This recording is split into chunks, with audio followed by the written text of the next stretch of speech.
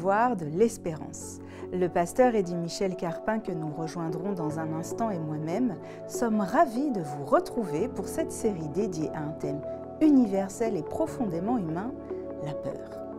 À travers ces épisodes, nous allons explorer comment cette émotion peut nous paralyser, mais aussi nous enseigner et nous renforcer.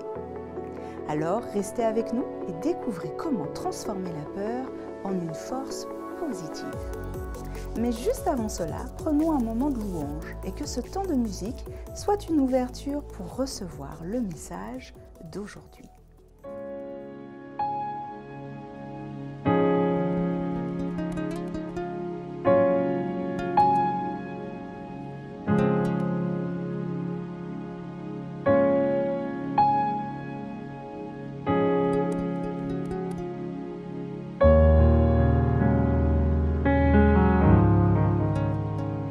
N'es-tu pas celui qui tient les nations dans sa main, celui qui ne change point?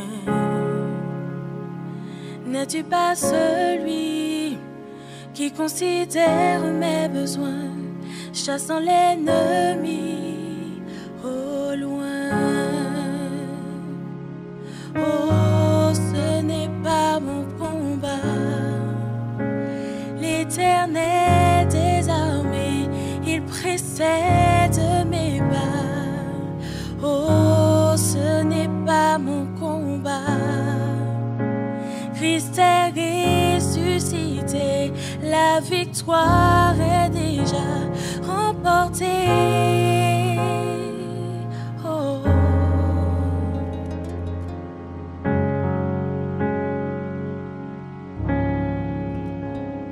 N'es-tu pas ce Père qui a laissé jaillir sa joie quand j'ai découvert la foi?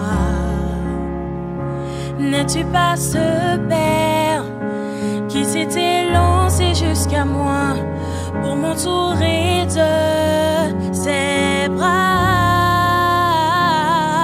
Oh, ce n'est pas mon combat. Éternel des armées, tu précèdes mes pas. Oh, ce n'est pas mon combat. Christ est ressuscité, la victoire est déjà remportée. Ce n'est pas mon combat.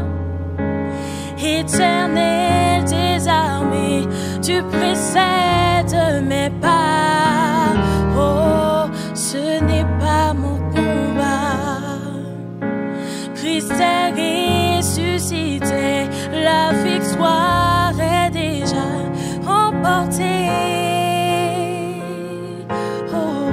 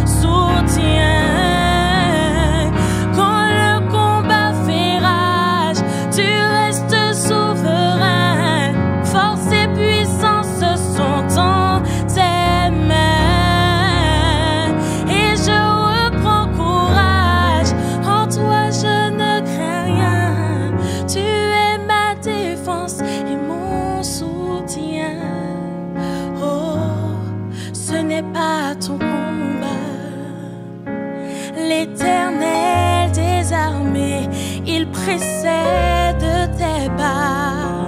Oh, ce n'est pas ton combat. Christ est ressuscité, ta victoire est déjà remportée. Oh. Ta victoire est déjà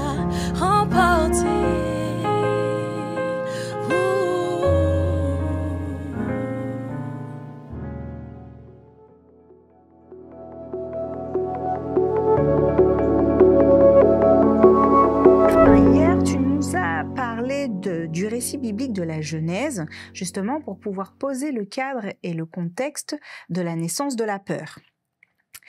Et donc que la nudité est apparue après la chute d'Adam et Ève. Mais selon la Bible, comment la nudité est devenue cette source de honte, justement après la chute d'Adam et Ève? Parce qu'avant cela, dans ce que tu as pu nous expliquer et ce que la Bible nous dit, Adam et Ève ne semblaient pas avoir un sentiment de honte, de peur, et même de s'imaginer, d'imaginer en tout cas que la nudité pouvait poser un problème.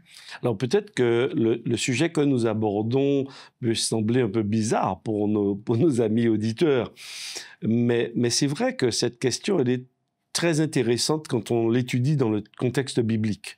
Parce que premièrement, on observe qu'à la différence de ce qu'on appelle l'évolution, où effectivement l'homme viendrait de l'animal, etc., et qu'il y aurait une progression de l'être humain sur le temps, et qu'à un moment donné, il aurait éprouvé le besoin de se vêtir, la Bible nous dit, à l'inverse, que lorsque Dieu a créé l'être humain, Genèse chapitre 2, verset 25, l'homme et sa femme étaient tous deux nus, et il n'en avait pas honte. Ça veut dire que lorsque Dieu, dans cette harmonie dont nous avons parlé, il a placé Adam et Ève, ils étaient tous les deux nus, mais ils n'en avaient pas honte. Ça veut dire qu'ils ne se sentaient pas vulnérables. Ils étaient dans un milieu sécure. On a parlé justement de la peur, il n'y avait pas de peur. Ils se regardaient, ils s'appréciaient, et il n'y avait aucun jugement de valeur. Donc, dans ce cadre-là, effectivement, la peur, elle n'existe pas, elle n'est pas présente. Et c'est juste après, dans Genèse chapitre 3, qu'on va découvrir que la première chose qui se produit, c'est qu'ils constatent leur nudité. Et donc, en constatant leur nudité, ils constatent qu'ils sont vulnérables. Il y a un danger, il y a un problème, il y a quelque chose qu'ils ne percevaient pas avant, que maintenant ils perçoivent, parce que la relation avec Dieu, elle est brisée. Et donc, là maintenant, ils vont commencer à interpréter, ils vont commencer à se sentir différents. Et donc, oui, tout de suite, quand on regarde le texte, eh bien, ils vont se couvrir. Ils vont prendre des pots, pas des pots, mais ils vont prendre des feuilles de figuier et ils vont se couvrir. Donc, ça veut dire qu'ils vont essayer de se cacher. Parce que le vêtement, quelque part, cache. Parce qu'on se sent maintenant vulnérable, alors il faut qu'on retrouve un certain équilibre. Ils ont perdu cet équilibre et là maintenant, il faut chercher un moyen de retrouver son équilibre. Donc le nu, en quelque part, aujourd'hui par rapport à ce que nous vivons, la nudité, eh bien en quelque part, elle est liée aussi à notre éducation, à notre perçu, à notre interprétation aussi par rapport à cela. Donc notre désobéissance, le fait d'avoir rompu le contrat avec Dieu, a fait naître une peur, enfin finalement pas qu'une seule peur, puisque alors aujourd'hui on découvre la peur de la nudité, et cette peur de la nudité vient avec ce qui s'est passé auparavant, avec ce que tu as pu nous expliquer dans Genèse. Mais est-ce qu'on peut légitimement dire qu'il y a une relation, est-ce qu'on peut, créer un parallèle entre la nudité et dire que cette nudité aujourd'hui est aussi un péché? Est-ce que dans notre chrétienté, on peut qualifier cela et on peut faire le parallèle? Est-ce qu'on peut les lier? Alors, premièrement, dans la Bible, et les textes que nous avons lus ne nous disent pas et ne font pas de lien entre nudité et péché, puisque la nudité, elle est bien avant la situation et le contexte du péché par rapport à l'homme et la femme, d'accord? Ils sont tous les deux nus et ils n'en ont pas honte. Alors la question c'est, on a essayé un peu d'expliquer du pourquoi ils ont honte. Ils ont honte parce qu'il y a une relation brisée. Maintenant, aujourd'hui, il y a toute une histoire, il y a toute une éducation. Et effectivement, nous sommes souvent, pour la plupart d'entre nous, en tous les cas, nous avons grandi dans un milieu judéo-chrétien avec une interprétation, une perception de la nudité. Effectivement, tout ce qui est de l'ordre de la sexualité doit être caché et on doit en avoir honte. C'est-à-dire qu'à partir du moment où c'est vu de tous, eh bien, il y a une certaine honte, que cela génère une certaine honte, il faut cacher, c'est associé, comme tu l'as dit toi-même, à la notion de péché. Mais premièrement, le nu n'est pas péché. Il devient péché par rapport à l'interprétation que l'individu pose. C'est-à-dire qu'aujourd'hui, je ne peux pas me défaire de mon éducation. Donc effectivement, aujourd'hui, nous avons une éducation, nous avons appris à nous couvrir, nous avons appris à nous vêtir, et ce, dès la plus tendre enfance. Hein, parce qu'aujourd'hui, même les bébés qui tout de suite naissent à la maternité, on les prend, etc. Alors, aujourd'hui, c'est un peu évolué, parce que souvent, on les laisse nus et ils font un pot à pot avec les parents. D'accord? Parce qu'effectivement, on sait qu'il y a des liens à ce niveau-là. Mais à mon époque, en tous les cas, quand mes enfants sont nés, ils ont tout de suite été habillés, vêtus. Parce que ça génère un certain malaise. Et moi, j'ai beaucoup aimé cette notion de vulnérabilité. Parce qu'effectivement, dans Genèse, l'homme et la femme se sentent vulnérables à ce moment-là et ils vont chercher à retrouver l'équilibre. Le vêtement cherche à rétablir un certain équilibre. Donc finalement, ce n'est pas tant le nu, la nudité qui pose un problème, mais plutôt la perception et l'interprétation qu'on en fait. Pourtant, dans le monde dans lequel on vit aujourd'hui, la nudité est plutôt banalisée, c'est commun, je dirais, moi, quand je regarde, je me dis, finalement, d'accord, je comprends ce que les Écritures me disent, mais dans le monde dans lequel je vis, est-ce qu'ils sont pas, eux, au plus près de la Bible, parce que c'est banalisé. La nudité n'a plus, disons que la nudité ne connaît pas de pudeur. Alors, en fait, aujourd'hui, notre société, quand même, elle évolue. Hein. Alors, il y a aujourd'hui beaucoup de personnes qui veulent revenir à l'origine, puisqu'elles lisent le texte biblique. D'accord? Elles se disent, mais finalement, c'était pas un problème, c'était pas forcément associé au péché, la nudité. Donc, certaines personnes veulent revenir un peu à ce contexte d'origine, surtout dans les régions un peu comme les nôtres où il fait chaud. Maintenant, dans d'autres régions, c'est un peu plus complexe. Mais ce que l'on peut déjà observer par rapport à Genèse chapitre 3, c'est que la rupture de cette confiance, ce lien de confiance avec Dieu, de la relation avec Dieu, va entraîner en fait tout un dérèglement de la personne humaine, dérèglement aussi dans nos perceptions, ce que nous percevions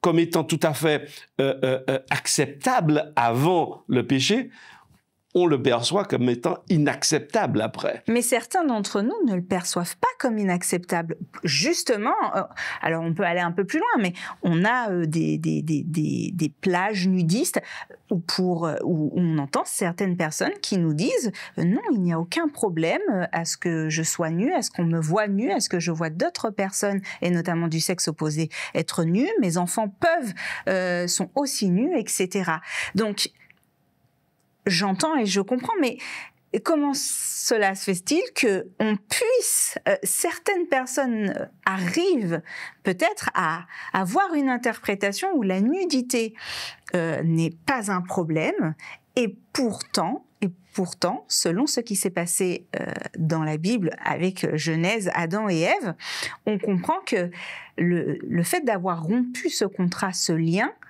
a créé une peur, a créé une honte et a fait naître notamment la peur de la nudité. Et historiquement, on voit bien l'évolution avec cette nudité. Mais est-ce que parce que le monde évolue, parce qu'il banalise cette nudité et qu'en plus on commercialise peut-être davantage la nudité, ou c'est aussi parce que, les gens vont se plonger davantage dans les Écritures et se dire, mais dans Genèse, la nudité n'est pas un problème.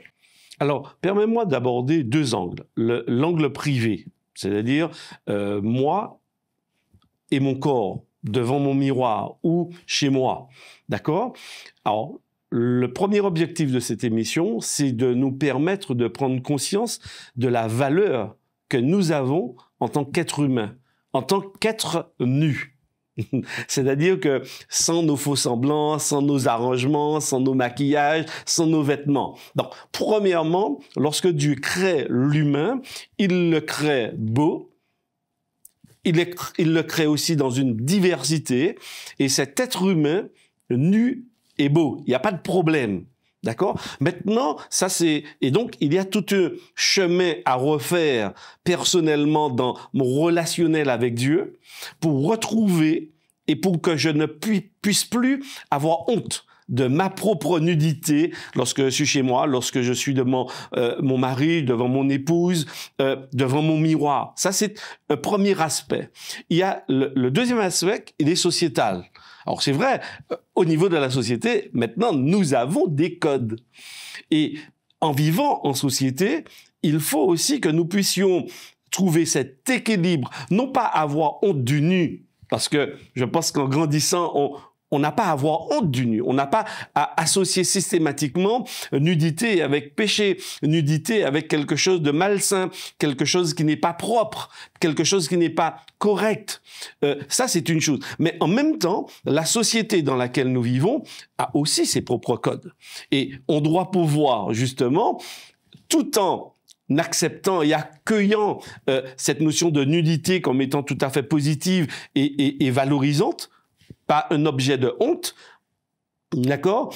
On doit de l'autre côté respecter, de mon point de vue, la société dans laquelle on est. Donc, il ne s'agit pas non plus de se paraître ou de paraître nu et de se dire bon, on s'affranchit de toutes les normes de la société. Toutes les normes ne sont pas négatives en soi. Maintenant, quand on étudie, on voit aussi le pourquoi, comment l'homme est arrivé là. Il est arrivé là parce que, premièrement, il a cassé une relation avec Dieu. Et Dieu se propose de retrouver la relation. Et premièrement, je dois pouvoir reprendre, je dirais, possession de mon corps. Et mon corps, dans ma relation, donc je vais maintenant aborder un aspect spirituel, c'est-à-dire que, d'un point de vue spirituel aussi, parce que la nudité, c'est une métaphore dans la Bible, d'une certaine manière. D'accord? La nudité dans la Bible, c'est paraître transparent devant Dieu. À l'inverse, on peut s'habiller, on peut se donner une couleur, on peut se donner une forme, on peut se donner une apparence, mais ne pas être vrai. Donc c'est vrai, nudité et vêtements sont antagonistes dans la Bible, parce qu'en quelque part, on peut se croire habillé, alors qu'on ne l'est pas. On est nu. Et là, je fais un peu référence. Tout à l'heure, je vais peut-être le lire dans l'Apocalypse au chapitre 3, où justement, Dieu interpelle son peuple et lui dit, oui, mais tu penses être riche, tu penses être vêtu, tu penses que tu as de très beaux vêtements, mais le texte dit, tu ne sais pas que tu es nu. Et là, donc, c'est très intéressant d'aborder cette notion de nudité aussi sur l'aspect spirituel, parce qu'on peut se croire, on peut croire qu'on est habillé, on peut croire qu'on est protégé, on peut croire qu'on n'est plus vulnérable, alors qu'au contraire, peut-être du point de vue de Dieu, sous le regard de Dieu, on se balade tout nu. Et là, pour moi, c'est pire. C'est pire. Alors, pour être très terre à terre, comment je fais? Comment je fais pour être en accord avec la parole sur cette nudité, mais aussi sur cette peur et cette honte du nu, et en même temps, je ne vais pas dire répondre au code de notre société d'aujourd'hui, mais en tout cas être aussi en accord. Comment je fais? Comment est-ce que la Bible me dit comment trouver cet équilibre? Oui, alors, l'objectif de Dieu, quand il rentre et qu'il nous propose cette relation avec lui, c'est premièrement de de guérir aussi d'un certain nombre de traumatismes, de guérir de blessures, parce que chacun de nous, chacun de nos auditeurs, eh bien, a peut-être une blessure. Il y a un regard de l'autre qui a fait qu'à un moment donné, eh bien, on ait honte de sa propre nudité. D'accord ? Il y a les mots, il y a les contextes socio-culturels dans lesquels nous grandissons et nous évoluons, qui vont aussi nous calibrer, nous paramétrer, qui vont nous donner notre manière de nous poser dans la vie, d'interpréter et d'interagir. Moi, je crois que la Bible, dans un premier temps, m'invite à reprendre conscience du qui je suis. Mais pour prendre conscience de qui je suis, il faut que je puisse être nu à tous les niveaux, psychologiquement parlant, spirituellement parlant, mais aussi physiquement parlant. Parce que, en fait, Dieu dans le relationnel, parce que souvent le vêtement, c'est aussi, en quelque part, une certaine armure. C'est quand même une certaine barrière. Protection Une aussi. protection, d'accord ? Donc, dans ce cadre-là, eh bien, pour être vrai spirituellement avec Dieu, eh bien, on a besoin aussi de guérir de tout ce passé, de tout ce passif, pour que nous puissions reconnaître que toi et moi, nos amis auditeurs, nous sommes des créatures merveilleuses. On doit pouvoir guérir de cette honte qui est là, qui nous bousille parfois et qui bousille un certain nombre de personnes parce qu'elles ne s'apprécient pas, elles ne se valorisent pas, elles ne s'acceptent pas.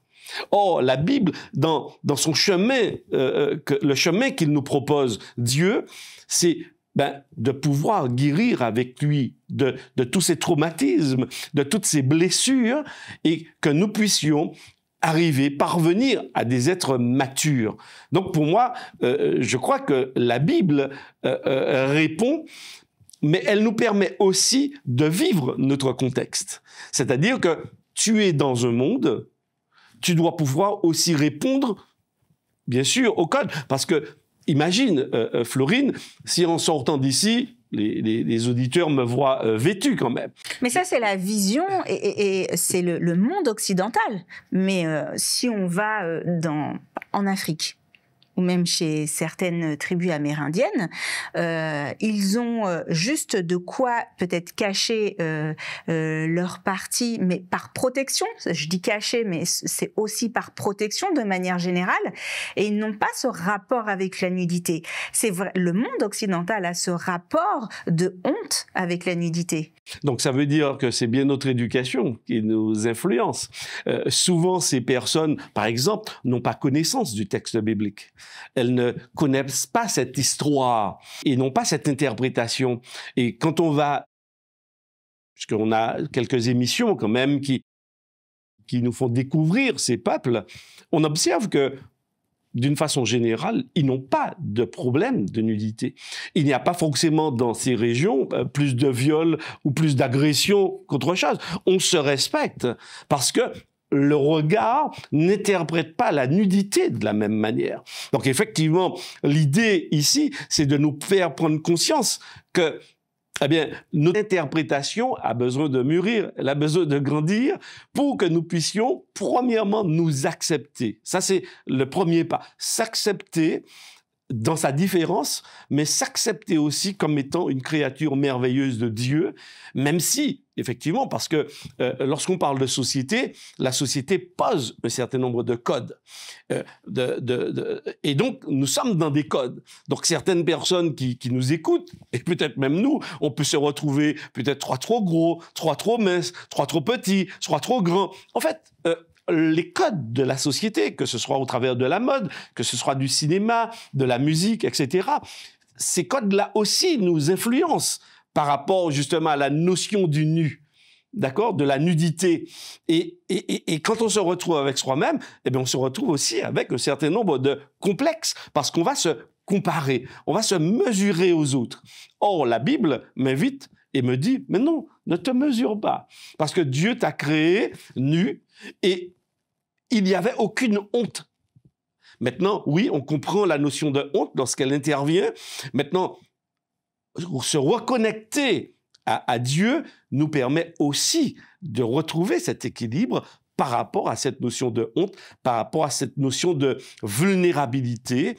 Et d'un point de vue spirituel, pour moi, c'est aussi très significatif, cette notion de nudité et d'être couvert. Et d'être couvert. Oui, oui, oui. Alors, pasteur, finalement, je comprends que, eh bien, d'avoir rompu le contrat a fait naître la peur, a créé toutes sortes de peurs, et notamment la peur de la nudité, mais que la peur de la nudité nous pousse peut-être à nous comparaître, à aussi avoir des complexes, et donc à développer d'autres peurs que nous allons voir dans une prochaine émission.